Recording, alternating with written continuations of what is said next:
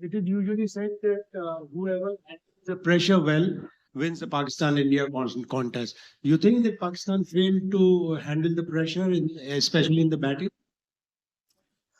Oh, look, I'll go back a little bit. I think with the ball, obviously the ball was spinning quite a lot initially, and I think the way HESSON Kishan played took the game away from us. And I think, to be fair to India, they probably got about 25 above par on that surface.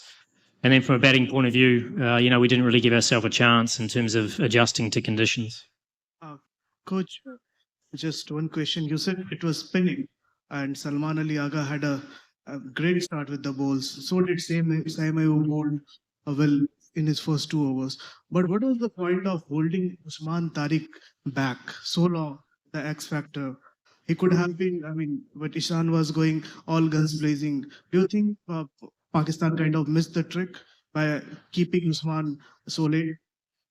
Look, Usman's a really good player when players are going after him, and he's got a pretty specific role for us.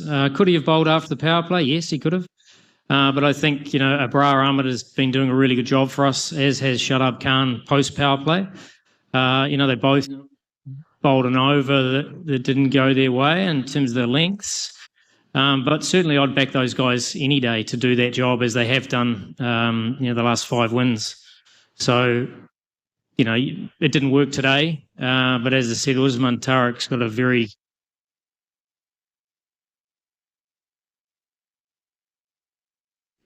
clear role, and I thought he was exceptional tonight. Coach, 4 days back, Australia did the same mistake. They bowled, they asked Zimbabwe to bat first.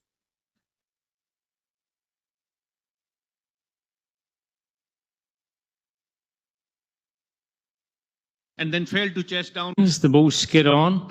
So there's nothing wrong with the decision to bowl first. It was the quality of the bowling in the first 6 overs, and also the way HESSON Kishan played in terms of took the game away from us. So certainly nothing to do with the pitch slowing down. It didn't slow down, and it spun less.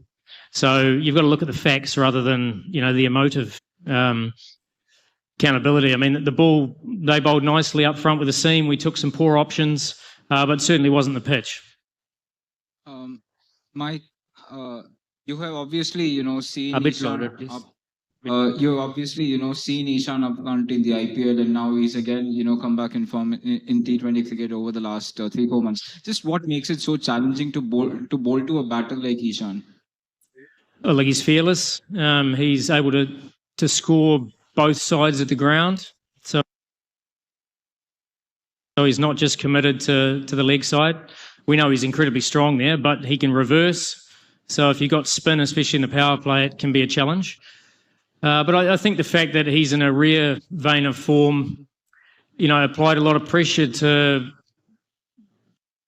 our spinners and probably took them away from the basics, which the pitch was actually doing a lot when we bowled nice and slow and into it. But, outside of that, no one really scored better than a run of ball.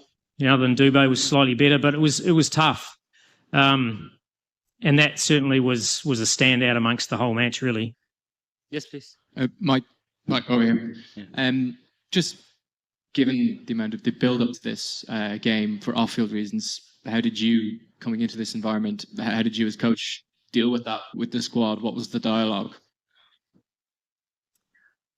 Oh, look, I think we know that it's a huge event, Pakistan against India, but we've played some good cricket. We've obviously won 5 games on the bounce. We're confident, and today we got outplayed. But in terms of preparation, the guys have prepared well. There's a pretty disappointed dressing room in there at the moment because they know how much it means to Pakistan. And, we're really disappointed we didn't play as well as we could, but we're also part of a tournament, and we know in tournament play that it's not always going to go your way.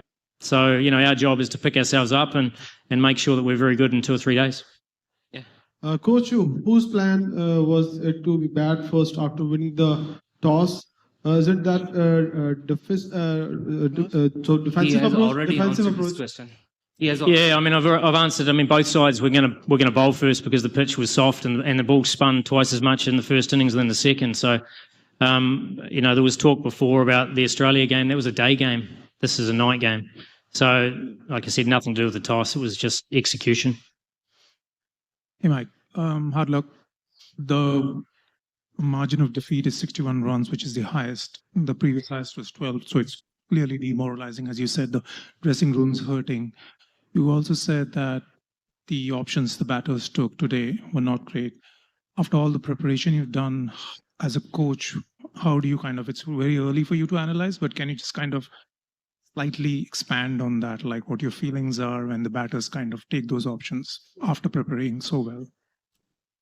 Yeah, look, it is very much when a guy's putting you under pressure, it's, are you going to stick to your basics or are you going to go away from that?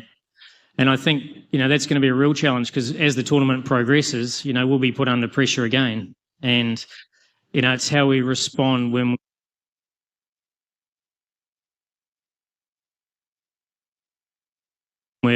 and that's something that, for us to progress further in this tournament, it's something we're going to have to get better at.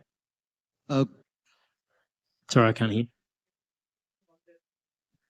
I can't hear. Can you have the mic? Can at times like this in a high stakes, high pressure contest like this, can batters overthink also, even despite the experience? I think they can. I think when you see a score and you know that it's probably a little bit above par, you almost feel like you've got to play like Superman and, take the game on earlier than the conditions allow you to. And I think, we lost wickets early on to shots that I'm sure, on that surface, they were pretty tough. They were tough options. On a quicker surface, at SSC, it might be a little bit different. So it is about adapting, and we've been really good the last few months about adapting to different conditions. Today, we probably took a little step back. Coach, two quick ones. One, the decision to bowl Salman Agha in the first over, that paved out really well. And the second one, whose decision was it? Whose call was it, firstly? And the second one, we saw that in the Asia Cup as well. If the board president is coming to meet the players one day before the match, does it add a bit of extra pressure on the players to, go out and deliver? It is already a very high-pressured match. Does it add extra pressure on the players? Well, look, I'll talk about, Salman Ali Agha first. I mean, we'd planned that for probably 3 days in terms of, we knew that Siam was probably a matchup they were going to expect with their left-handers.